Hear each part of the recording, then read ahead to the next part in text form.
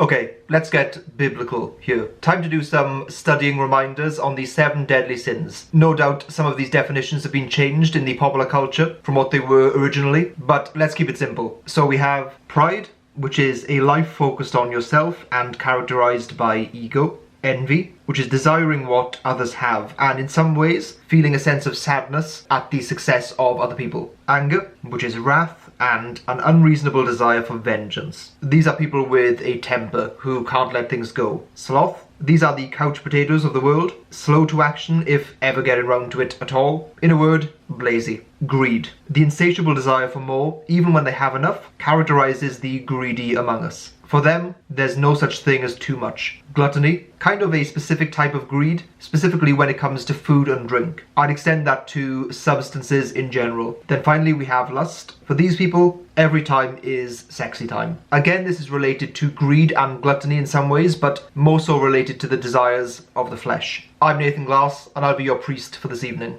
I'm going to go through these types in the order they've come up to on the bottom here. Okay, so Isfp first. There's so many ways to describe humans, but frustrating would be high up on the list. ISTPs tend to have their moments where this frustration boils over and they can become irritated and angry. This mainly comes from the fact that people are irrational, predictably irrational, you might say. And there are times where people can't or won't be reasoned with, moments where politics and game playing and all that good stuff just gets in the way. Being TI DOMs with inferior FE makes them excellent when involved in more dispassionate pursuits, where they're capable of mastering all manner of things, but people can rub them up the wrong way sometimes. I'm going to say that the deadly sin of the ISTP is most likely to be anger.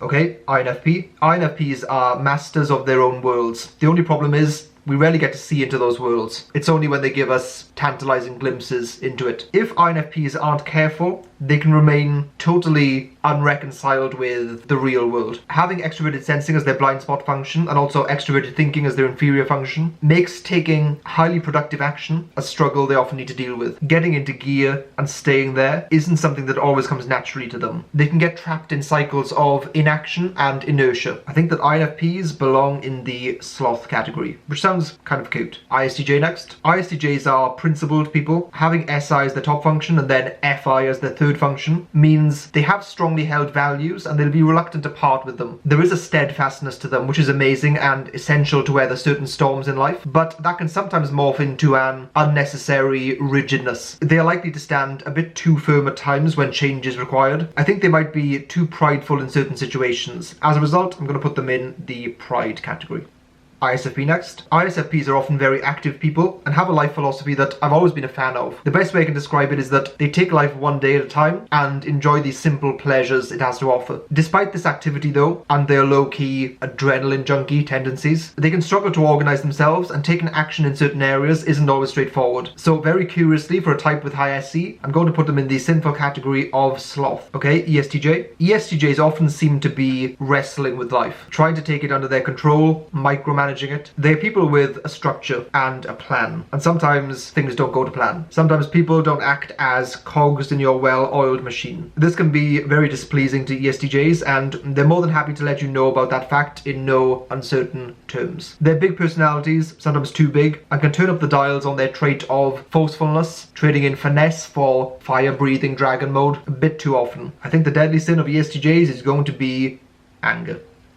ESTP next. ESTPs could literally be in every single one of these. They can be temperamental and forceful. Having SE as your top function, and by definition NI as your bottom one, makes you simultaneously excellent in the moment, in real time, but also reluctant to spend too much time worrying about their future selves. I've heard it put before that ESTPs don't see their future selves as being real. The present moment is something you can rely on. It's the only thing that you really have. Perhaps unsurprisingly then, many of the vices that ESTPs are subject to are ones of overindulgence or embracing or devouring the moment. Although I can certainly see a case for putting them in lust, I'm going to put them in the category of gluttony.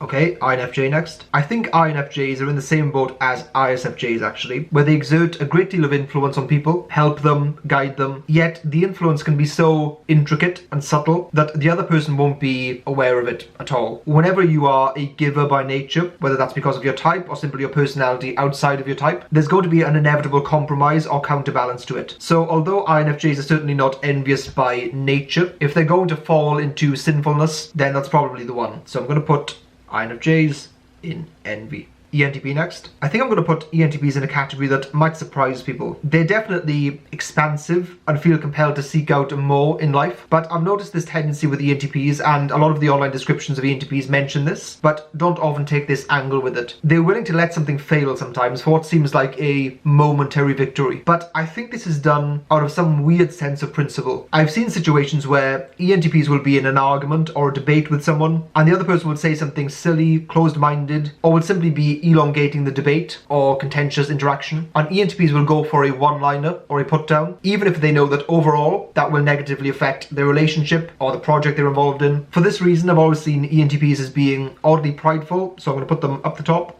in pride. Okay, ENTJ next. As Gordon Gekko put it, greed is good, greed is right, greed works. Greed clarifies, cuts through, and captures the essence of the evolutionary spirit. ENTJs are often concerned with results, outcomes, and the bottom line. Sometimes their relentlessness comes with the inability to know when to stop. They might even find the idea of stopping at all to be silly. The desire for more. It's very simple and amazingly powerful as a driving force. ENTJs are very much ripe for letting this get out of hand, so I'm going to put them in greed.